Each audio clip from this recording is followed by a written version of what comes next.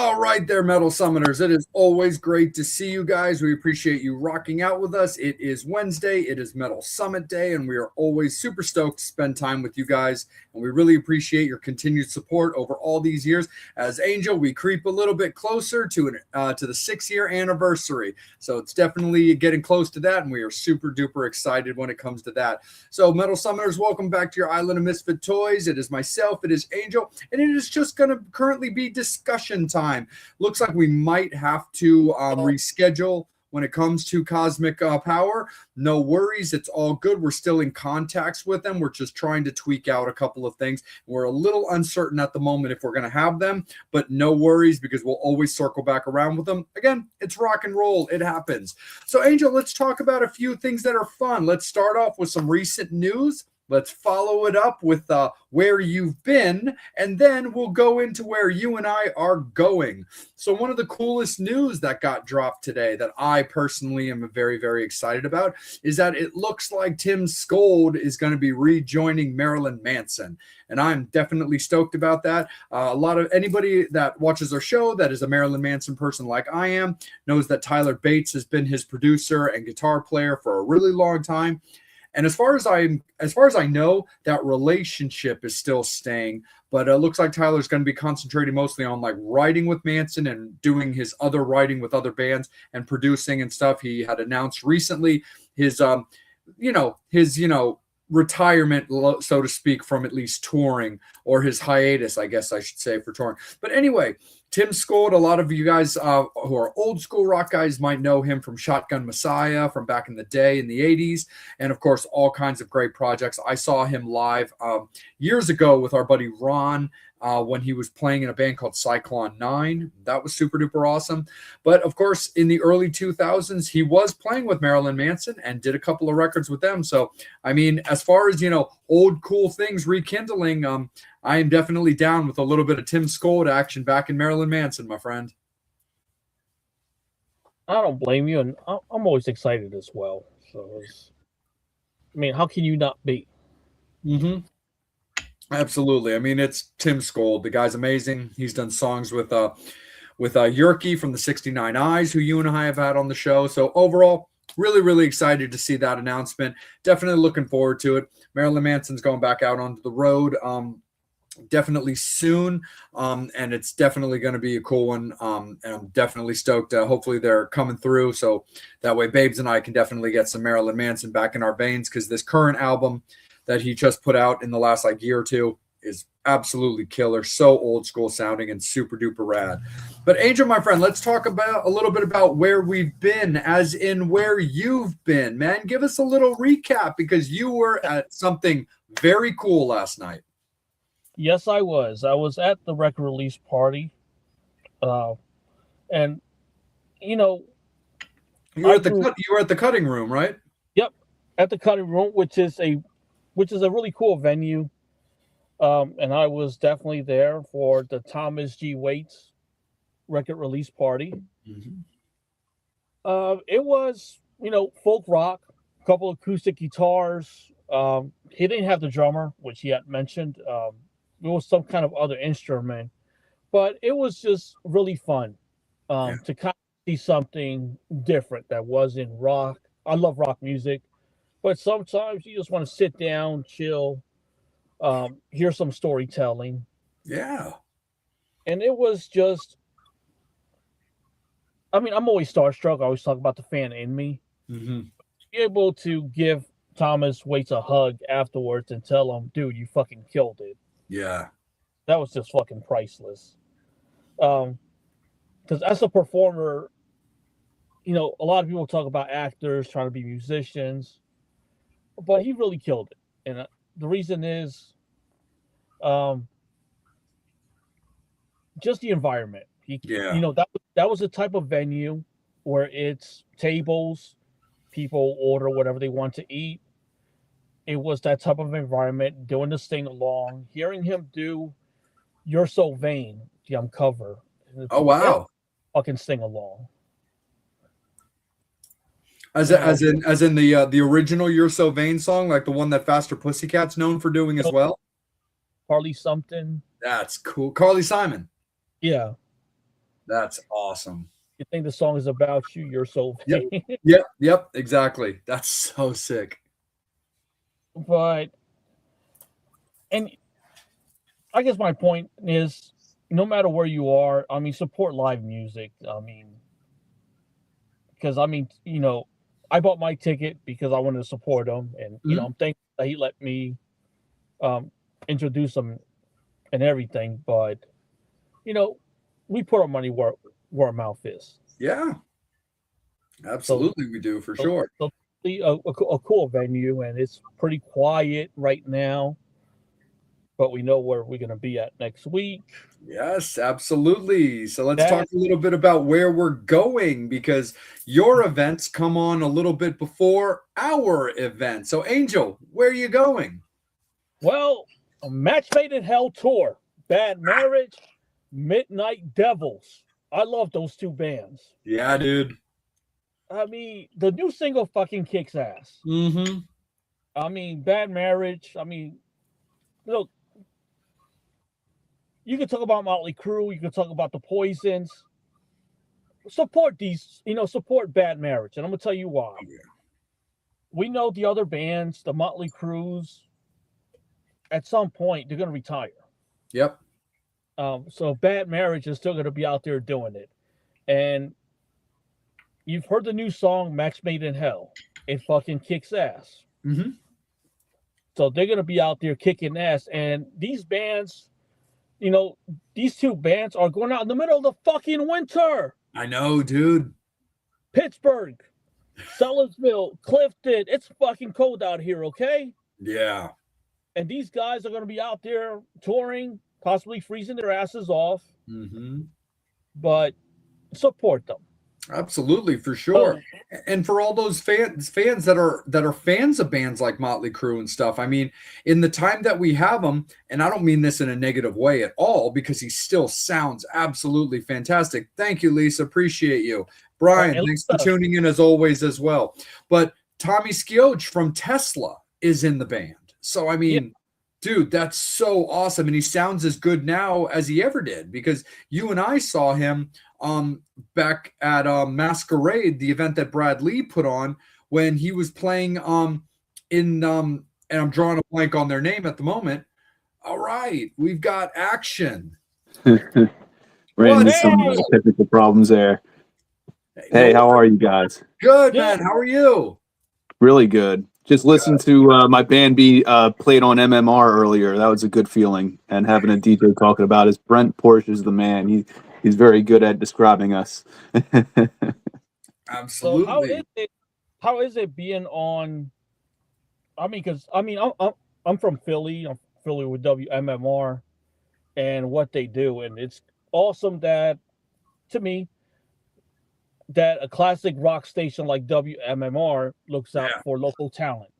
Exactly. Yep, they do it every month. And from what I've heard is that they pick out one of those 12 bands and have them on the MMRBQ every year. Oh, you're gonna be playing on that bill with, I think Alex in Chains is on it. No. Yeah, I want to say Shinedown. I'm not sure though. I might be making that up. Yeah, we could be making up our own bill for all we know. Right, but that would be a cool bill, those two bands. Yes, absolutely. Yep. For sure, man. Absolutely. But dude, welcome to the show, man. We're super happy to have you. We were talking a little bit about just like casual news. Like we were starting it off talking about like Tim Skold looks like he's returning to Marilyn Manson. And as a big Marilyn Manson guy, I'm super stoked when I saw that news. We were talking a little bit about the event that Angel covered yesterday and the events that he's going to be covering out next week, in the next week or so, leading out to the start of this tour between Bad Marriage and the Midnight Devils, with the Midnight Devils also being alumni of this show. But also, let's bring you in, man. How's 2026 been treating you so far? Oh, excellently, because the band, we have all these gigs lined up at Dad's, and they're pretty much our home base. No, not pretty much. They are our home base. and they keep on inviting us back. And every time we go there, the crowd is a little bit fuller. So we're happy that people are starting to recognize us. Absolutely, for sure. And how did the band come together as like a formation? So that started out as the singer and myself, the singer Dark Star. I'm sorry, Dark Star Energy. Can't forget the energy. Right. Or just D. We were in a cover band together, and my then girlfriend and I wanted to start an original band, and I let him know about that. Like, yo, you should jamming me and Margaret. Start an original band, write your own thing. And he's like, yeah, that sounds fun. So then, next week happens. Like, oh yeah, that sounds fun. It kept on, yeah, cool. So finally, I had to say to him, let me take you out to a seafood dinner so we could talk about this, talk deeply about what we're going to do. He's like, okay. So really, it took the seafood dinner for him to for me to finally convince him to move upon this. Nice. That's awesome, man, for sure. And stylistically, I mean, you guys are really, really uniquely designed, because you've got that solid rock sound, but it's got that, as in your name, but it's got that cosmic and brass infusion. And one of the things I love to ask about with very, very unique stylistic bands like yourselves is, when bands form, you always kind of have to have that conversation of what kind of band are we? What kind of band are we looking to be? And what was it about forming the band with the different instrumental infusions that was super appealing to you? So basically what most of the songs are all the songs are kind of built a little differently, but many of them start out with me coming up with a couple riffs, maybe a verse and a chorus, and then the other guys will put their own flavor on it, and then from there we'll all kind of talk about what should we go into from here, and it's cool because a lot of especially after we acquired our second guitar player, the things that he comes up with I would never think of, just because our styles are a little different, and probably the same vice versa. But it's cool to hear what other people play over the stuff that you originally create. And of course, we got the tubist, so I think that makes everything quite unique. Because I mean, one time our tubist couldn't make band practice, and we were trying to play a song called "Tree of Life," and it was we kind of couldn't do it because what he does in it is he holds out a low fundamental note, and it's just like drones, but he's singing into the tuba, so it gives an effect woo, kind of a real I don't really know how to describe it, but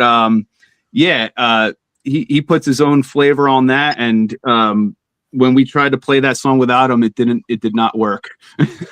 Same with some of the other songs as well. No, for sure. Absolutely, man. And when it comes to practicing the songs and recording, what do we have to look forward to as far as music being released? Because one of the things that Angel talked to a lot of our guests about is that, it's a completely different time now than how it was when we were all growing up with music, whether it be 80s or 90s. And the idea of singles versus EPs versus LPs, as in singles versus collections of music. How have you guys had those discussions? Well, we're really going to progress on our second record. We're working on it currently, and the difference between the two is the first one. 8 out of the 11 of the songs were all done in my home studio, and 3 of the songs were done at my producer Mike Meza's college at Rowan, and they were basically live with a little bit of overdubbing. But what we're doing for this record to kind of sand the rough edges are we're doing everything in my home studio first, and we're going to get like a nice demo, and then we're going to just improve upon that demo. So when we're ready to re-record it in the studio, we'll already be prepared and just be able to knock it out and have a great sounding record. Oh, right on, man. Hell yeah, absolutely. Angel, my guy, let's kick it up to you, my friend. Man, I mean, thank you. I mean, thank you for coming on. And I always love it when it's new bands because, like we were talking about earlier, you know, people will spend a fortune on parking, which is about $40, Lincoln Financial Field. But they won't spend $10, $15 to go see a band like yours, which kicks fucking ass, which I'm still trying to figure out. So, damn, what was my question? Oh, yeah. Sorry about that. It's rock and roll. It's live. Yeah. So, I mean, everybody, it's funny because a lot of times we'll get like a bunch of people saying like, oh, yeah, we're going to come out. And then it's like the day of, like half of them drop out. Oh, something came up, blah, blah, blah. I mean, that's just life for you. But we are going to persist and keep things moving. And as long as we keep on getting half of the people out that say they're going to come out, that crowd is going to exponentially grow. I can feel it now. Yeah, there's one place you want to hit up. Damn it. It's in Violet, New Jersey. Landis Theater. Landis, yeah. Okay. You definitely want to hit them up for a show. I'm going to be hitting them up next. Yeah, they're constantly booking there. It's a nice venue, great popcorn. I'm not gonna say the next thing. Oh fuck it, free pizza. Yeah, they did give one band free pizza. So there you go. Oh, okay. To me, that's a selling point right there. That's like all I need. There's also a venue close to me too that that definitely plays has a lot of bands with your style as well. That's called Zen West. They're in Towson. I'm located down in Maryland, and so if you're familiar with this area down here, the one of the main bookers there is Nick Ellison. Goes by the name on Facebook Nick Rapola because it's Rapola Entertainment is his booking agency. But yeah, Zen West is definitely a really cool. It's like a smaller design stage, but it's attached to this really cool restaurant. But it's got like really nice lights, really good sound, and definitely is a cool vibe.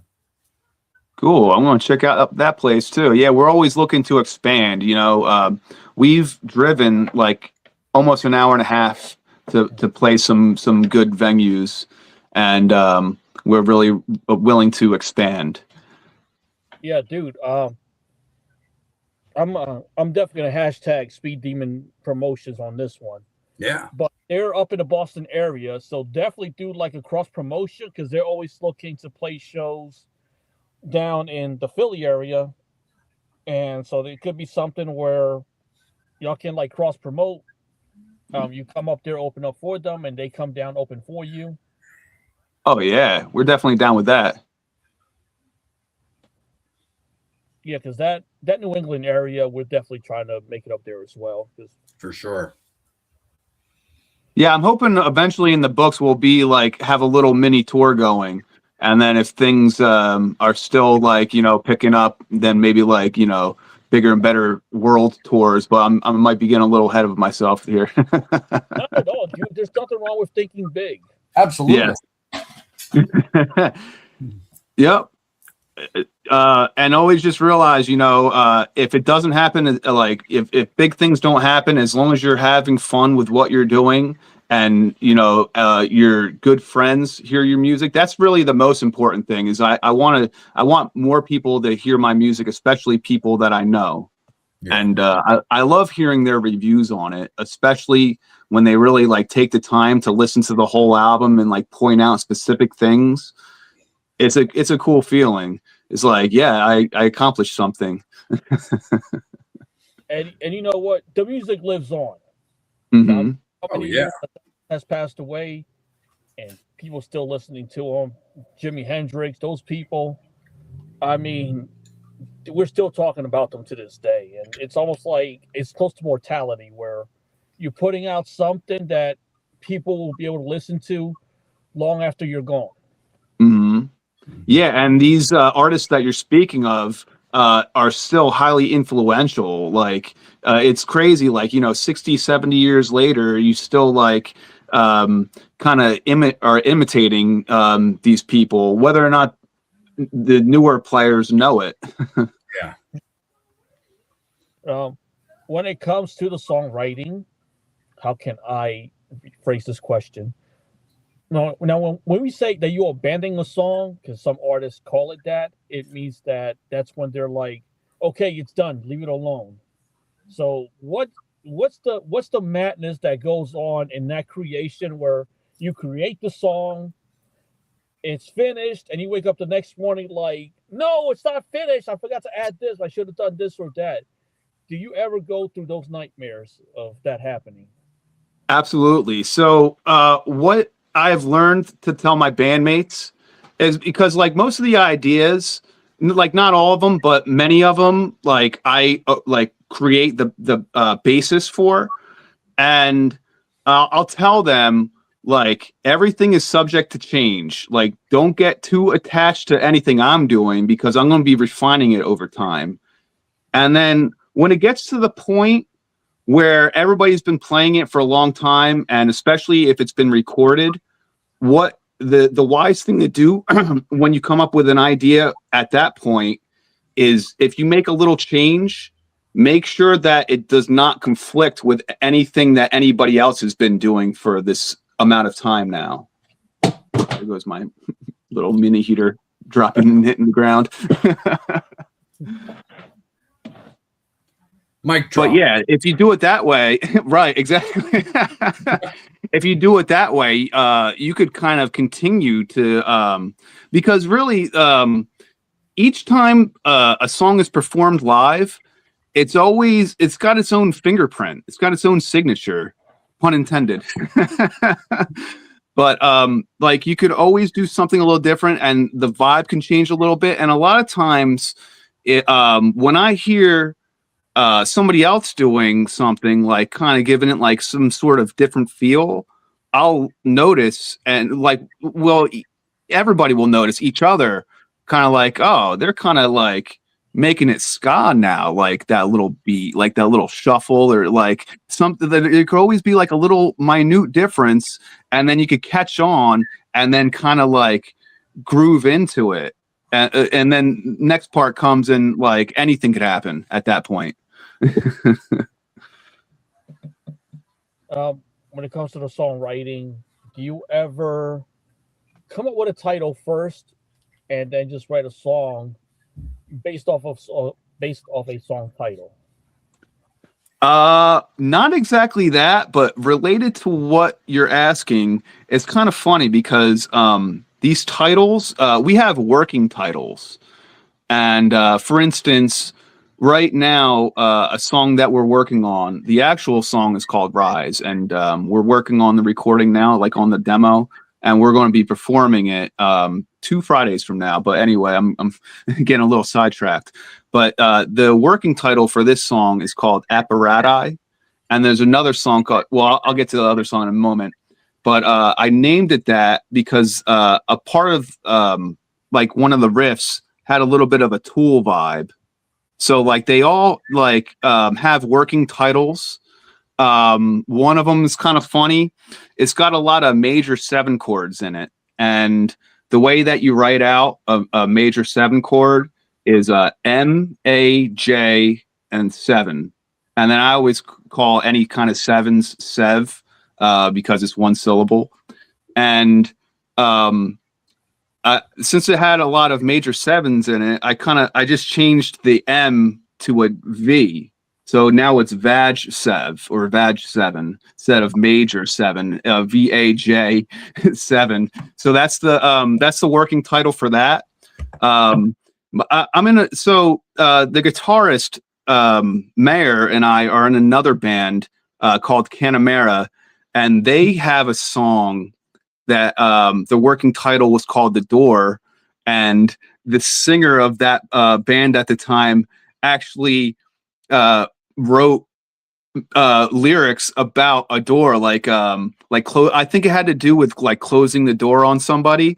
So that actually you're the question that you asked applied to my other band.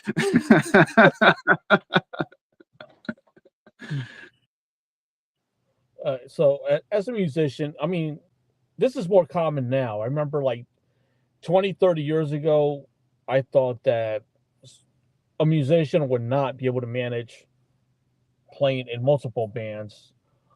So how do you manage that? So the only way I think it's possible is that I don't have a wife and kids. Otherwise, I would definitely not have the time.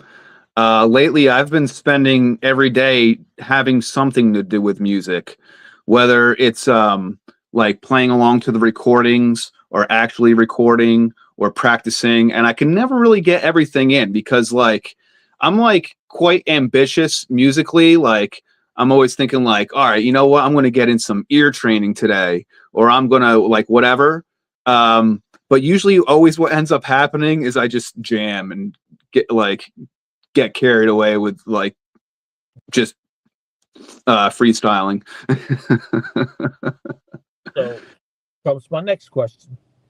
How does a song, and I'm just curious to ask because some musicians, like, do you ever sit down and say, okay, I'm going to write a song, or does it ever come just out of nowhere? A lot of them, the melodies are in my head, particularly when I'm waking up. Sometimes we have a song called Your Mind's on Lockdown. And the way that song came about is I was waking up one day and it was like a real chill vibe.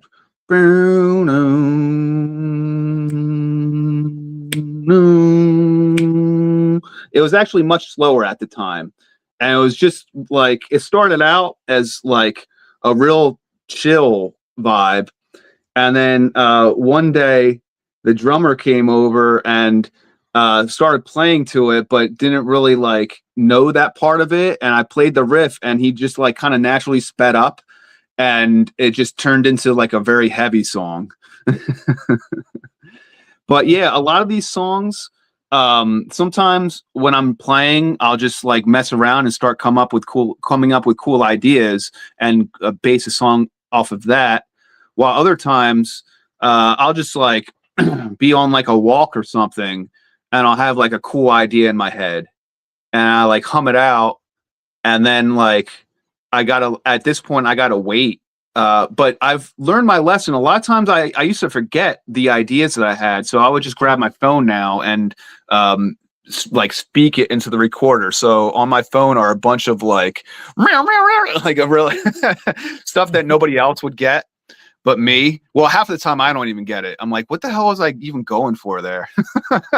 But the important ones I do get, and they end up becoming great songs.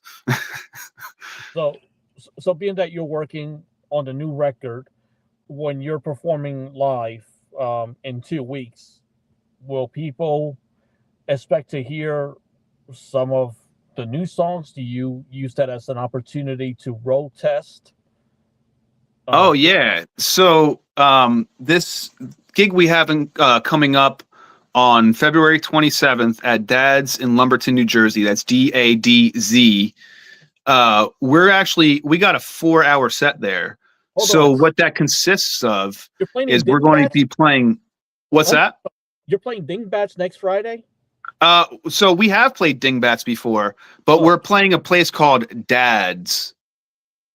Next Friday. So it's spelled. It's like a father, like somebody's father, but it's DADZ. But I see where you got like Dingbats from. We have played there a couple times also. But anyway, this gig coming up at Dad's, we're going to be playing a combination of like almost every song on the recording that we currently have, and there are going to be many songs that we haven't recorded yet also, as well as covers. And some of these covers, we stay true to the original way it was wrote. But actually, most of them we kind of modify a little bit, and some of them are heavily modified. Okay. Nice. Yeah, so we I don't want to give it away, but we have a hip hop song coming up where we put our own spin on it, and I think people are really going to dig it. Come on, gin and juice. You know what? You know what? That's a good one. Like every time somebody says any of these like 90s rap songs from like, you know, Snoop Dogg or like Nas or something, I want to do like every one. Biggie. We're actually eventually going to do like a medley of something like that, but we kind of got sidetracked with this other song. But we're going to that was like a long forgotten memory until you brought that up, that we have the medley going for that. I got to get that one back into the rotation. I will say, based on your guys' sound, I do think you guys could actually do a pretty bitchin' cover of California Love. California Love. Oh yeah, that would be cool. It's cool to hear like those like synth instruments on guitar. Yeah. And we can make them kind of heavy too. We could really do whatever we want with them. We could, if we wanted to, we could make it like a real chilled out vibe. Because that's another thing about this band is like a lot of it's quite funky. Mm-hmm. A lot of it's like quite heavy, but then we also have some stuff that's very like chill and ambient. And then there's other, like we have some songs, they're not on the recordings, but we have some songs that you would think was like 60s R&B, and like you wouldn't think that like a newer band would even be like coming up with such a song. But yeah, we like all of our songs are quite different from each other. Well, the thing is, we have so many. We have like on the album there are only 11 songs, but we have probably at least double that original song wise. We probably have about 25, 30 songs. Nice. So we can't record them quick enough. And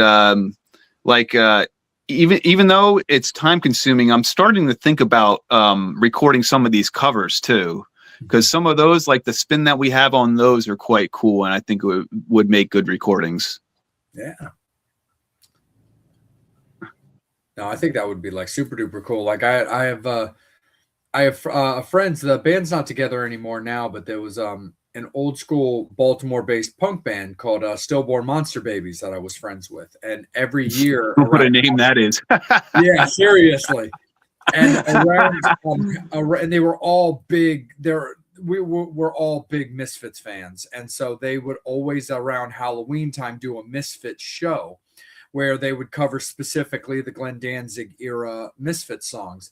And they actually released a couple physical albums that, you know, they wouldn't like post online and stuff like that, because then you have to go through some semblance of like copyright stuff, depending on what you're really looking to make available. And especially with somebody like Glenn, who'll come after you for everything you got. But they just did a couple like really simple physical releases, like, you know, very like basic Burn style of like these like, you know, 2 EPs, like 5-6 songs on each and stuff that they could just sell at shows to like their fans and stuff. And I still have them. They're so cool awesome. And stuff like that. Yeah. So even just that's stuff priceless. Like that, you know, because I know that when it comes to a lot of stuff, like, you know, like a lot of like physical releases, like bands I used to be in back in the days when we put out records that had like a cover or two on them and stuff like that. Most of the time, you know, as long as proper credentials are being, you know, given, you don't really have to worry too much about like a regional band type, you know, band, you know, sticking one of your songs on their album, as long as if they look in the credits, everything, all the I's are dotted and all the T's are crossed. But I definitely think something like that would be like really cool, like just kind of a fun little flirty release that you could like sell like at shows live and stuff for like your fans to like get jazzy about. Yeah, exactly. That's the thing I kind of think about sometimes is like, oh, if I, you know, get into covers, then I got to make sure that I give everybody the proper credit and like research all that. Yes. No, for sure. But then I wonder, like, well, if we like come up with our own lyrics, do we still give them credit? Because that's like one of the songs too. We're kind of like taking their concept, but transforming it to make it more signature apparent. No, it is funny, you know, and I've thought about that like periodically and stuff like that, because you know it's funny because one of the artists that I was always kind of curious when it came to that, because I always knew that I always knew that he always had to cut a check to these artists in some way. But when you think about somebody like Weird Al and all these parody songs that he does, where some of them lyrically do not match at all, but of course, Right. you know it's Michael Jackson, or you know it's Nirvana, or you know it's Miley Cyrus, but like it's something like that. But the one thing I found kind of interesting, and I noticed this recently, because I still periodically will buy physical albums or something, and but I had come across a cop because I've always been a big like pop punk guy, and while my lady is the farthest thing from what you would call like a Machine Gun Kelly fan, like catchy songs are catchy songs, and I'll listen to anything that strikes my fancy. But he was doing a couple of songs with like Travis Barker, and I'm a big Blink 182 fan. So it kind of like, you know, piqued my interest, and I was like, well, let me check this stuff out. Well, anyway, I picked up one of his like first album that he did when he was doing his like pop punk thing, and he does a cover of Misery Business from Paramore. And I did actually notice when I was looking, because Angel and I are old school physical copy people. We love CDs, we love vinyls, we love opening them up, we like looking at Me too. photos and all that kind of stuff. So I was looking at the CD jacket and I was reading it and stuff. And the funny thing is, in the credentials of Misery Business, it has like Haley Williams and the appropriate people written there as writers, but he also included his own name in the writing credits, because there are a couple of things that are changed since it's a male singer versus a female singer, where he might change, where he changed like this word up or that word up to like to make a little bit more sense, it coming from like a male's perspective than like a female's perspective. But that's just kind of something that I noticed that he did, was that he still had, you know, the writing credits, because, you know, when it comes to that particular song, it's very much almost a proper traditional cover with some tweaks. So it does make sense that his name would be in there, but not surprising at all that the proper credentials all still had to be written in there. But that is actually something I noticed, and that's kind of made me think a little bit when you were like, yeah, well, when we do these covers, like they're clearly these artists' songs, but we really change them. Right. Well, so the more money that this person makes, the more headaches it is. Like, then they got to figure out, or like, I remember hearing Vanilla Ice talking about taking dun, dun, dun, dun. He was like, it's not the same. I added the extra dome. Theirs is dun dun dun dun dun dun. I know exactly what interview you're talking about. See, he's got that extra dome. I know exactly that interview. that little bitty change. It's not the same. It's not the same. It's not even close to the same anymore. But he made a good point. He's like, the only reason they went after me is because I made a lot of money on it. Right. He's like, they wouldn't have cared if I didn't. No, for sure. When you have shows like what you have coming up that has like a 4-hour gig time for it, how do you set that up? Because I can't imagine for vocal delivery as well as just performance wise, you know, going just 4 hours straight through. Do you allow yourselves for breathers, for intermissions, for things like that? We have that. We usually do 2 breaks. Our singer, if his voice is starting to hurt, he'll have honey. That's like a singer thing I'm sure you guys know about. Totally. And we have been playing together. The band has been like a full band other than our most recent guitarist. Most recent guitarist, I think, has been with us for about a year, but the remainder of us have been playing since I think year 2020, so about 5 or 6 years. And we started out as just all originals, and then we couldn't really find anybody who wanted an original band that, we didn't have any recordings at the time, but we wanted to get out there and perform. So we ended up, we came up with the idea, like, you know what, let's learn some covers so we could, be a cover band. And we'd let these people know, like, we do originals and covers. So when we got our first cover gig, I asked the guy, I was like, do you want us to play originals and or covers? He said, covers, but we ended up throwing some originals in there without anybody noticing. You sly dog. Right. Well, it is what it is. Absolutely, 100%. Angel, right back up to you, my guy. Oh man. Now I'm sorry. The venue that you're playing, it's in Clifton, right? The venue that we're playing is in Lumberton, New Jersey. Oh, I'm sorry.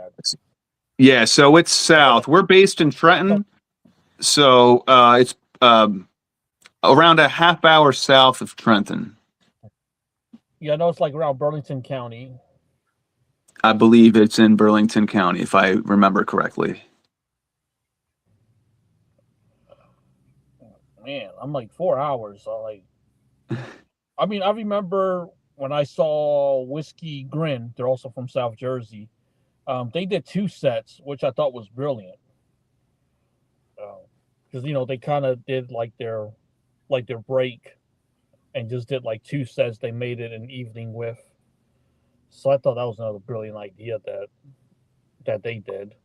Yeah, I mean, if it were up to me, there would only be one break, like one right in the middle. But the guys like to do 3, and we've tried 4 once because, I didn't want to do it, but I was like, let's just try it. But we decided 4 is too many, even though 4 hours is a long time. But yeah, we normally do 3 breaks. Or 3, I'm sorry, 2 breaks, 3 sets. So set 1, 2, and 3. So with you yourself, your history, what musician or album made you wanna do this? So in the very earliest I can remember is I was really big into Elvis when I was a kid, and I'd always kind of like sing his music. And I still really like his music, and I respect it. But it was those like his melodies and whatnot that wanted me to become a musician to begin with. So that was like, or like be musical, not necessarily be a musician, but just be into music, I should say. So we're talking about like age like 5 to 9 or so, and then around the age of 10, I had a couple friends that I went to school with who started getting into guitar. One of the guy's older brothers was like pretty good at guitar, and we would all go over there and like kind of take turns playing and learn some stuff from each other.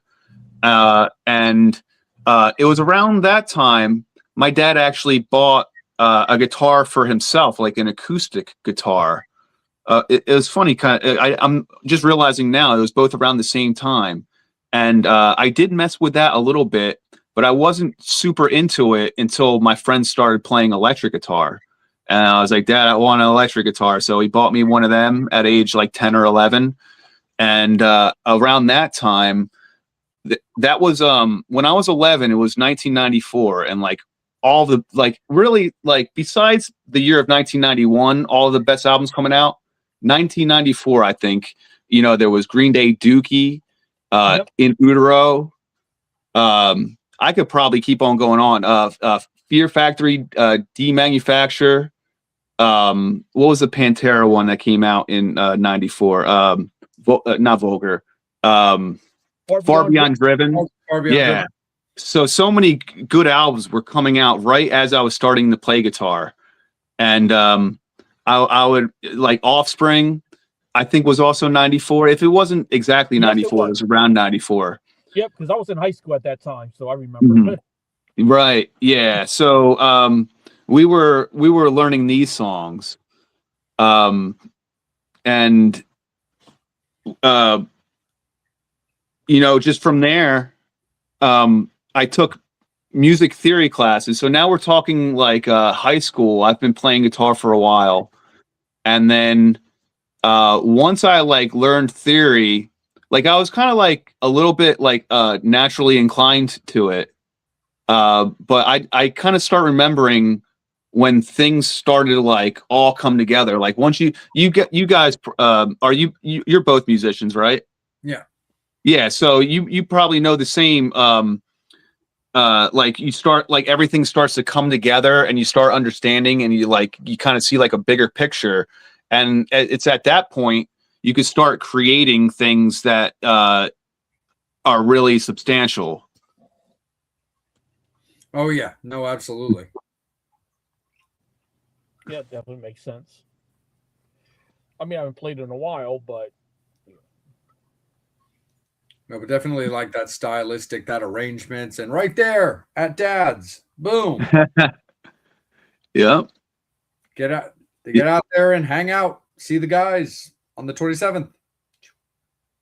It's going to be a good time. We have people like, especially the last set, we kind of play like the heavier songs, and like by then the crowd's been drinking a little bit, and like sometimes it's like a little bit of the younger crowd at that time. Like people really start getting into it. Like even if it's a song they never heard of before, they'll like really be up there and dancing and like trying to sing along the best they can.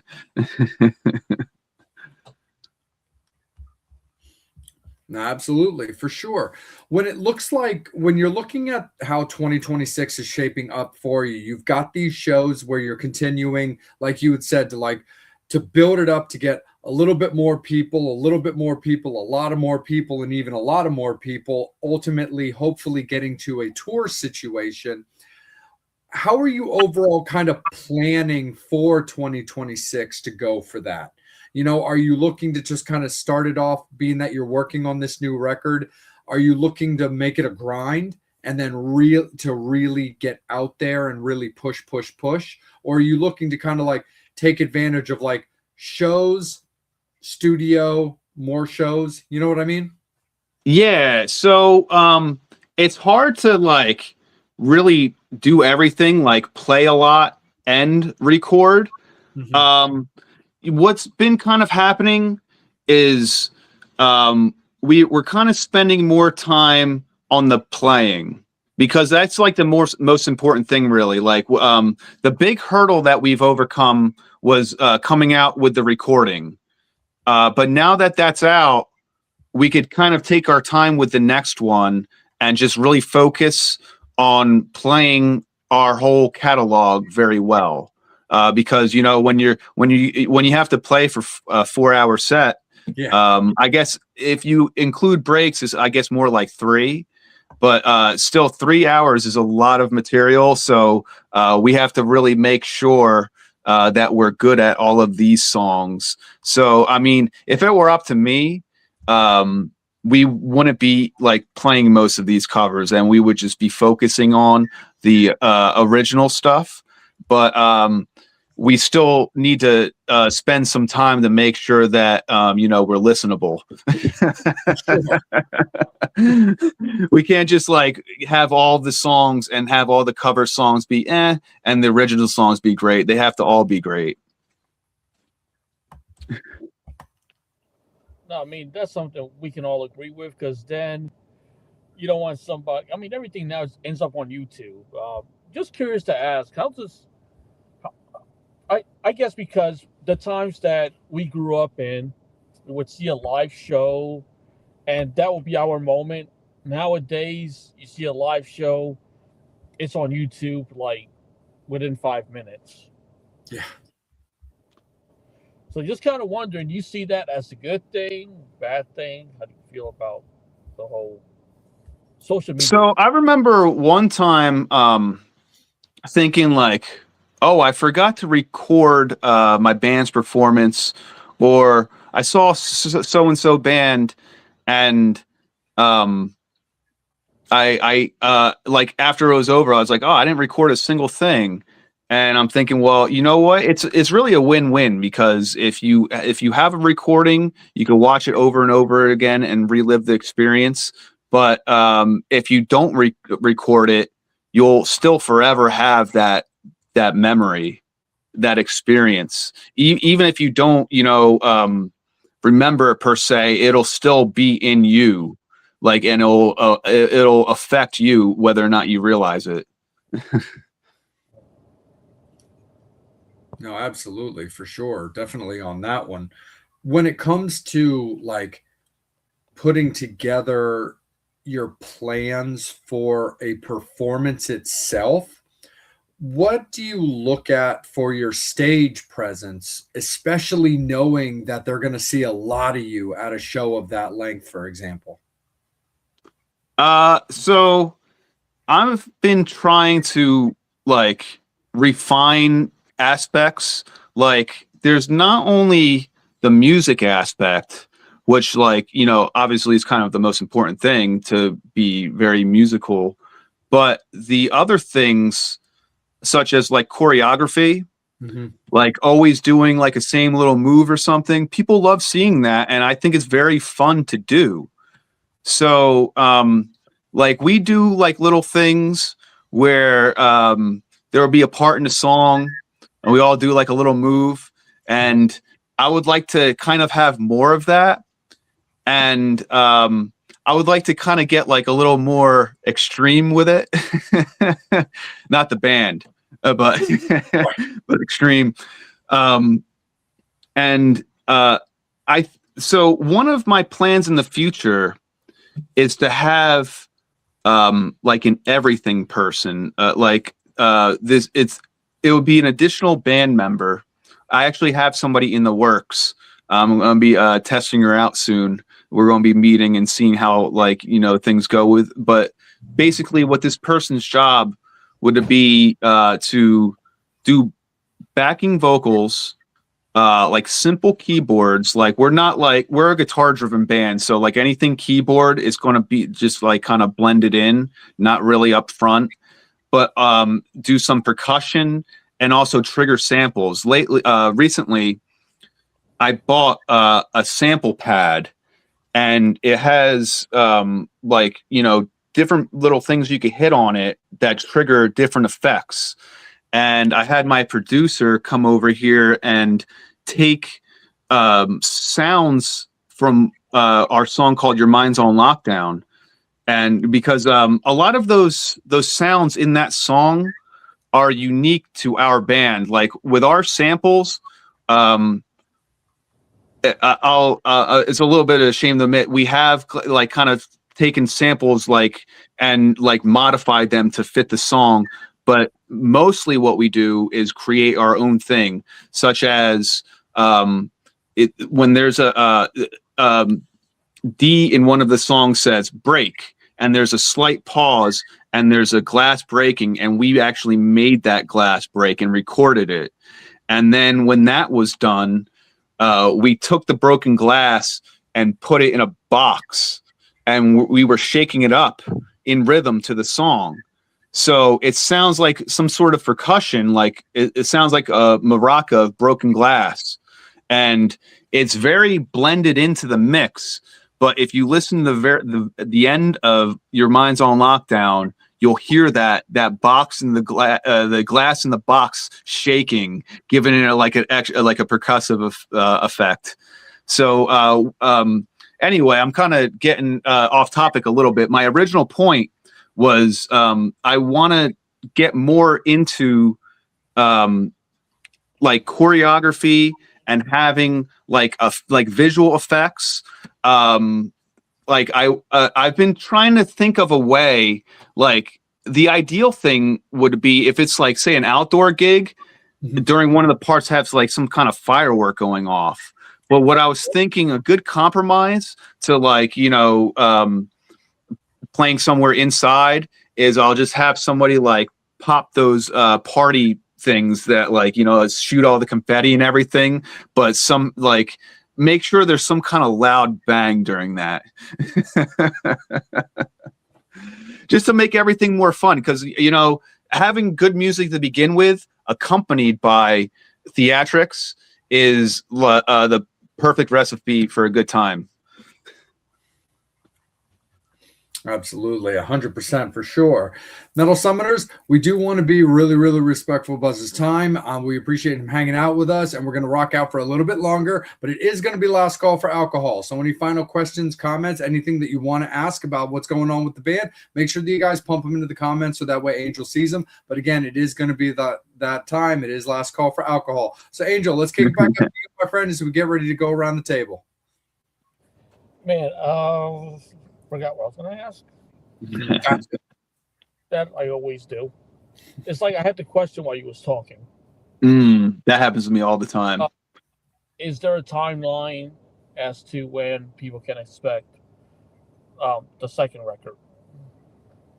Ooh, that's a tough one, because you know what the problem is we put so much work into the songs that we can't just pump them out.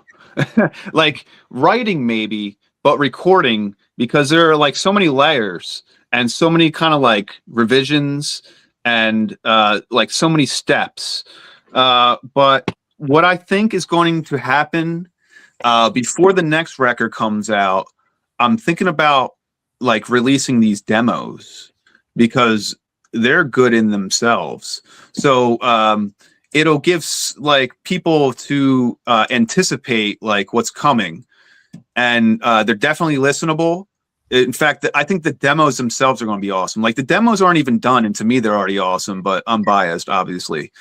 But I think when these demos are done, put them out just so people can know what's to come, and then when the actual finished product comes out, it'll be a whole new level. So the finished product, I think, might be a year or two, but I think putting out something in the meantime for people to listen to shouldn't be too long from now. And we also we sometimes do a little bit of streaming, so people could hear these new songs that we're playing. We haven't streamed in a while, but we're going to get back into it. So as soon as this upcoming 4-hour gig is done and we're not like grinding on that, we'll be able to get streaming again, and people will be able to hear our new songs. Yeah, my question with that is, okay, will it influence a song? Okay, let's say, for example, you got 100 people watching, and you play a song, and most of the response is a bit on the negative side. Would that influence, like, you as a musician to maybe not put that song on a record, and vice versa? If there's a song that you feel it's okay, but everybody's digging it, would that kind of play an influence on it making the next record? So it's funny because there are so many like different like scenarios that could happen where some of the members of the band might be like, oh, this song is like just like barely good enough, we should consider not even playing it. But if we end up performing it, like, because we can't only, like, these 4-hour gigs, we can't only play our bangers, we have to play some of the B-sides too. But then people will come up to us and be like, oh, I love that so-and-so song. And we're just thinking, like, really? Like, out of the songs, that was the one that, like, spoke to you? So, like, the songs, like I was talking about before, they're so different from each other that there's really something for everybody. Because, you know, some of these songs are not even really, like, very rock-oriented. Like, most of them they're very driven. But I think there's really something for everybody in this band, song wise.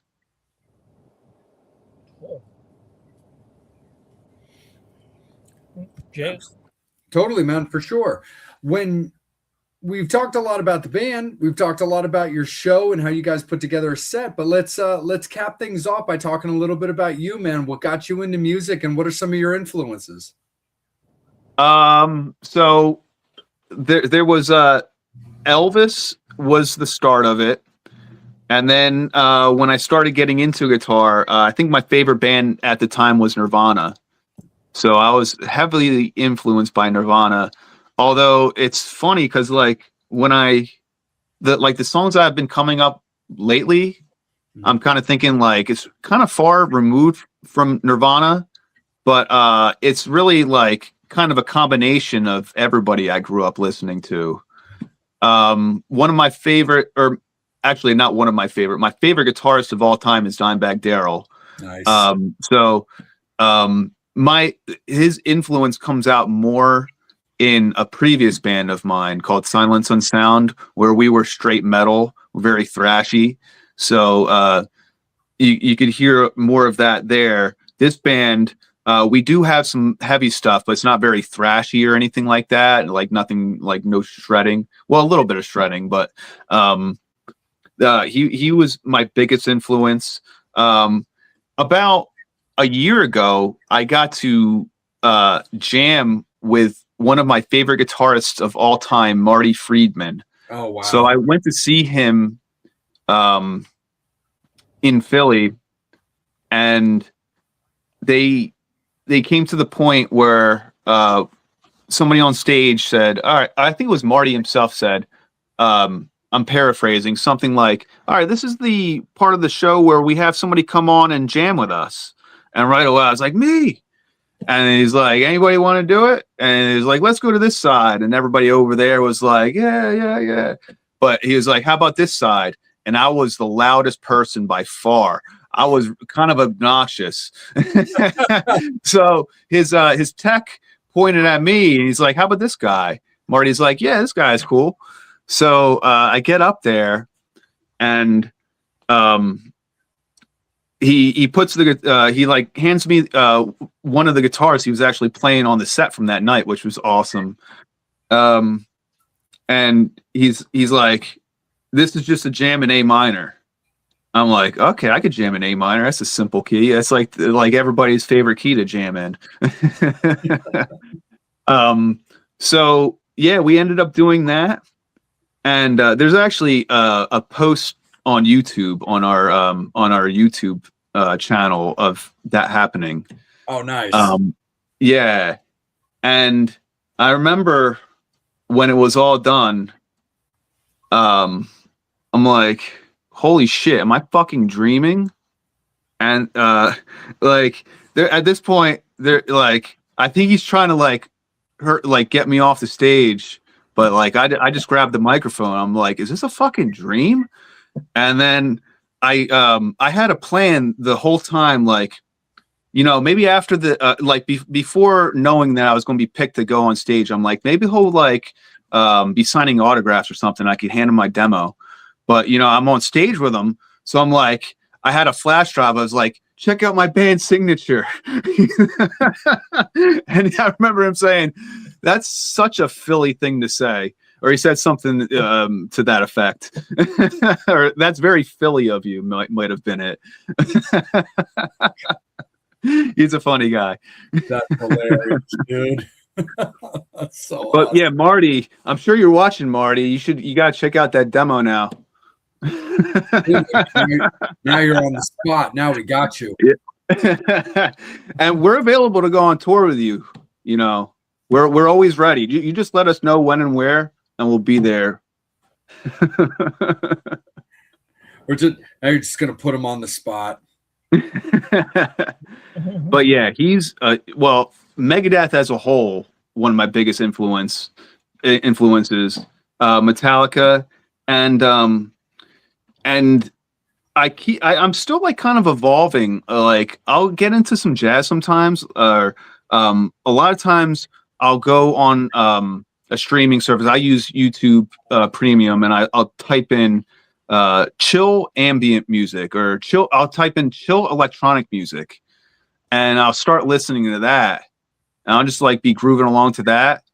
And then like the next morning, I'll have something new in my head and then have to grab a guitar and figure that out.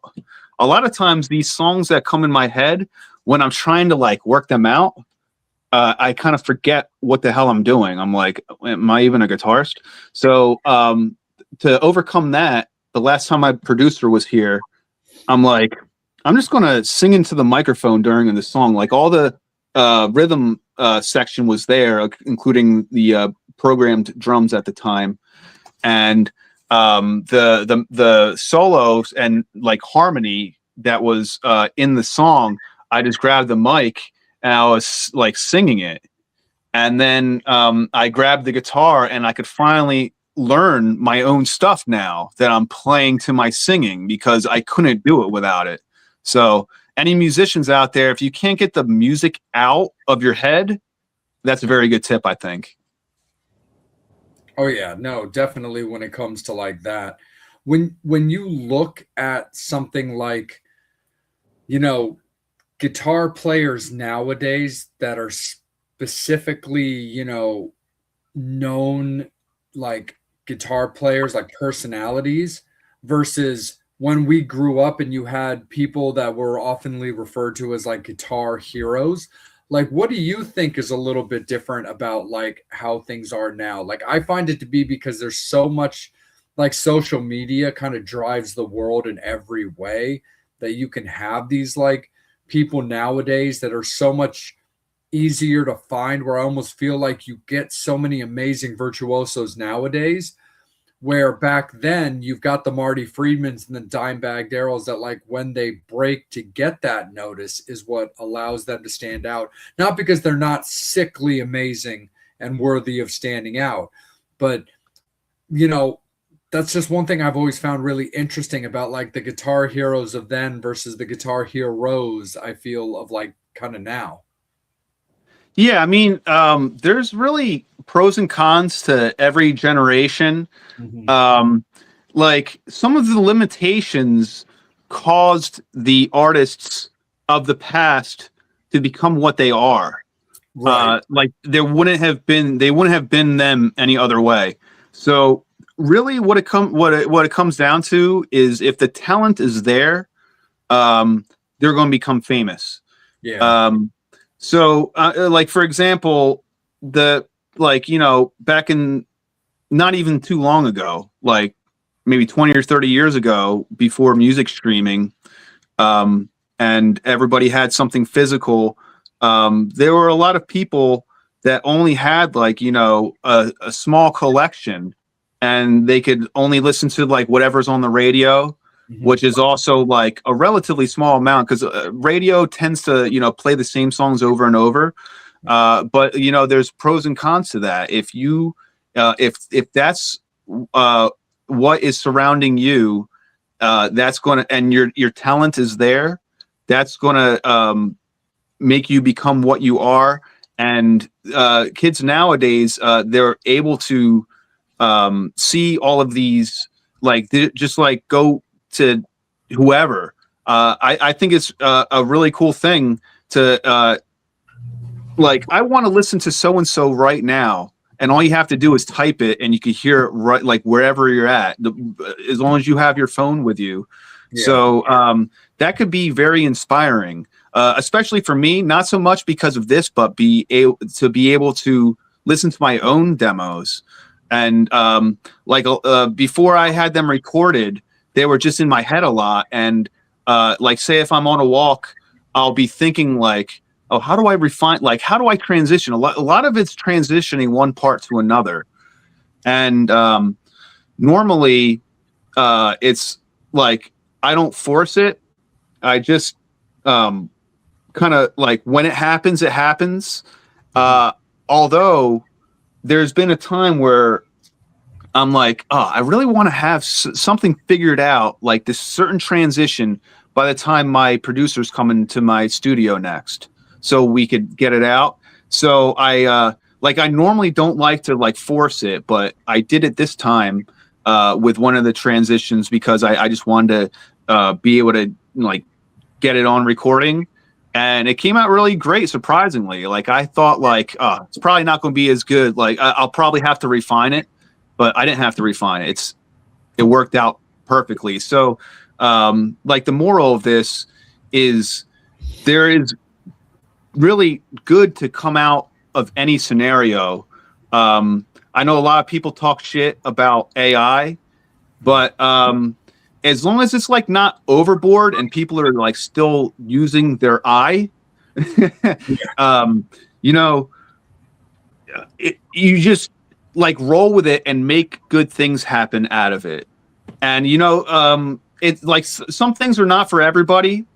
For example, like the older generation will like hate what's coming out now. Like even myself, I'm going to be 42 soon, and a lot like I have a guitar student who's I think 9, and he'll show me the music that he likes, and like for a while, like I'll be like, all right, you know what, this ain't that bad, and then something like very unnatural sounding will happen, and I'll just be like, ugh.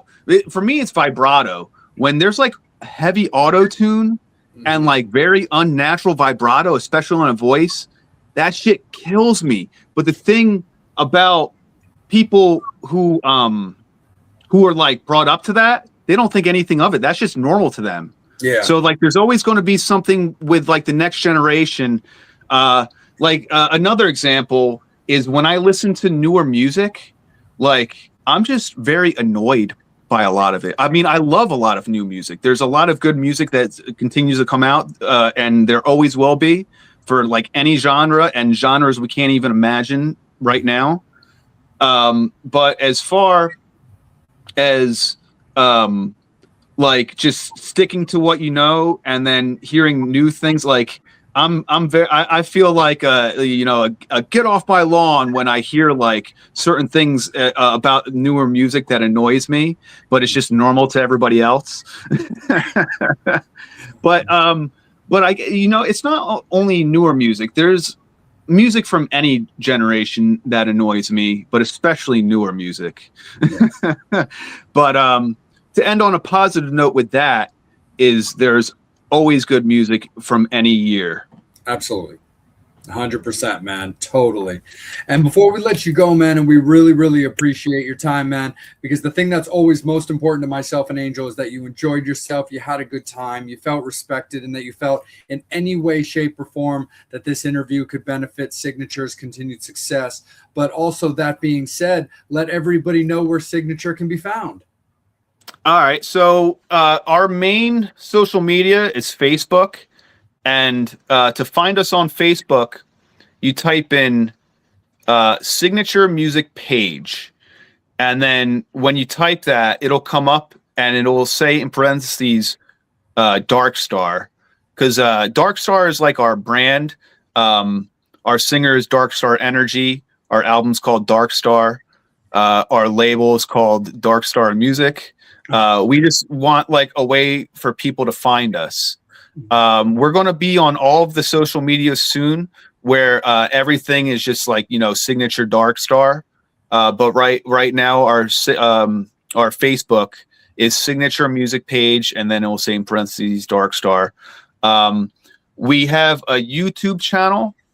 That is the way to find us there. Well, we have 2 types of YouTube, actually. We have like normal YouTube videos. So that is called Signature-Dark Star. And if you type Signature-Topic, in fact, if you type any band and then type topic, it'll come out with what you find in YouTube Music. So our album is on YouTube Music. So if you're on regular YouTube, like for videos, and type in Signature-Topic, that's a way to find us there and be able to stream our music there. Not necessarily watch a video, although there is, I think, one song on that channel that is a video. But those are the 2 YouTube. And there's actually probably the best way to like have a one-stop shop is to go on WMMR and go on their local shots page, or you could probably just type in Google and type in WMMR local shot signature February 2025, or any combination of those words. Mhm. And once you click on the link that they have of us, not only are all of our links in one spot, but there's also a beautifully written article about us. Oh, nice. When I read it for the first time, I was like, wow, Brent really did his due diligence and research, and I could tell that he listened to the album because he described us spot on. Nice. So yeah, that's the one-stop shop where all of our links are. And also we have a website as well.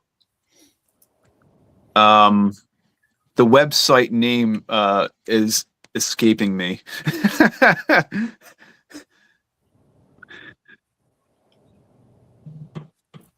But our website, it doesn't actually matter that I forget the name of our website, because if you go on WMMR local shot signature, our website is on that page. It'll be right there as well. That's cool. So it's kind of like a link tree to a certain degree, but it'll have like, Exactly.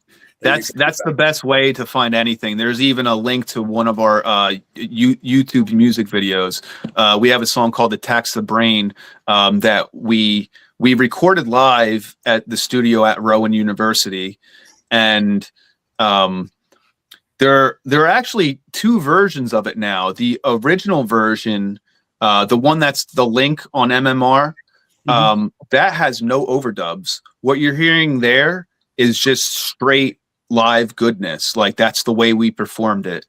nice. And on our album, the other guys, they left all of their stuff alone, but I retracked my guitars to get them to sound better and also to refine my playing. I was able to kind of like play exactly everything the way I wanted to play. So we came out with another video that has the album version on there, just so it will sound a little better. But the one that's on the MMR site is the original live recording, raw.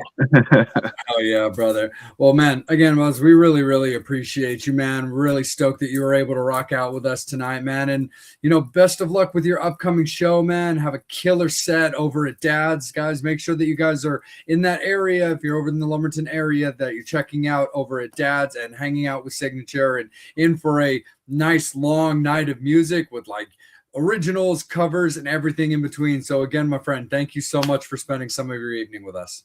The pleasure was mine. I really love talking about something I'm passionate about, as you could tell. Oh yeah, no, absolutely, man. Metal Summoners, thank you guys so much. Thank you so much for supporting the show, tuning in, hanging out. Dan, Michelle, Brian, Lisa, we see you guys. Thank you so much. You guys kick ass as always. We really appreciate you guys. Make sure that you're following the Metal Summit on our Facebook and on our YouTube page in particular, because that's where the episodes are live. That's where you guys are watching this all go down right now. It's also great and important that you guys follow us on Instagram, because a lot of our announcements come out there first. When it comes to ourselves, you can follow Angel at Angel Alamo 78 on Instagram. He can also be found on Facebook as well. You can find me on Instagram at Salem.Vampire. I can also be found under that moniker on Facebook as well. And I also have a personal page. Our beloved Psycho Steve, who works behind the scenes, you can find him at psychostevepresents.com. You can also find him at The Real Psycho Steve on Instagram. And make sure that you guys are supporting the I Heart Horror event that's coming up this weekend that Steve will be hosting. And make sure that you guys are hanging out with Angel next week as he works the first two and hosts the first two shows for the tour with Bad Marriage and with the Midnight Devils. And also make sure that you guys are just supporting music, getting out there, supporting bands, live music, and keeping them on the road, putting together new music and great stuff for you guys to listen to. But that's going to be it for us this evening. Guest announcement over the weekend for next week's episode. We look forward to hanging out with you guys again, and take care, be good to each other. And again, keep supporting bands, keep supporting live music. Take care, be good. As always, you've been watching the Metal Summit. Thank you so much, man. That was excellent. I really love the way that you ended that. Oh, thank you, man.